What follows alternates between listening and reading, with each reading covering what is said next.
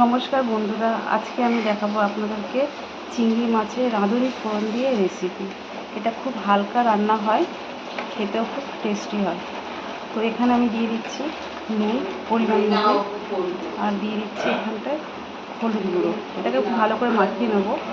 আর এখানে আছে আমার অল্প একটু আদা রসুন গ্রেট করা, একটা টমেটো গ্রেট করা, আর দুটো কাঁচা লঙ্কা দিয়ে দেবো। এর মধ্যে 1 চামচ হলুদের গুঁড়ো, 1 চামচ লঙ্কার গুঁড়ো, আর স্বাদ মতো নুন।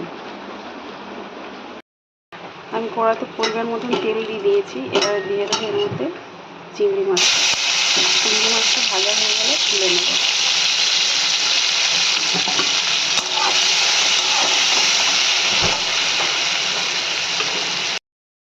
এখানে চিংড়ি মাছটা খুব ভালো করে লাল হয়ে গেছে। এবার আমি চিংড়ি মাছটা তুলে ফেলবো। চিংড়ি মাছটা তুলে নিয়েছি, দিয়ে অল্প একটু তেল দিয়েছি। তেলটা গরম হয়ে গেছে। এবারে দিয়ে দেবো এর মধ্যে 1 চামচ রাঁধুনি।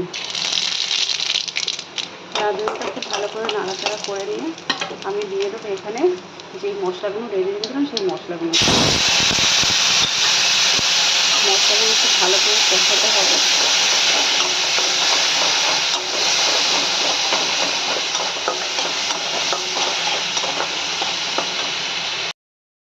এখানে মশলাটা খুব ভালো করে কষানো হয়ে গেছে।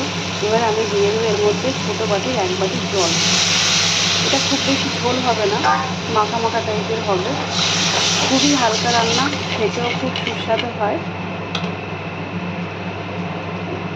জলটা গরম হলে দিয়ে দেবো এর মধ্যে চিংড়ি মাছটা।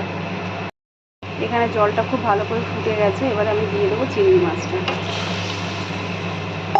চিংড়ি মাছটা দিয়ে 5 মিনিট আমি ঢাকা দিয়ে রাখবো। ব্যাস, তারপরে হয়ে যাবে আমার চিংড়ি মাছ। এখানে আমার চিংড়ি মাছটা পুরোপুরি সেদ্ধ হয়ে গেছে। এটাকে আমি এবার বাটিতে ঢেলে ফেলবো।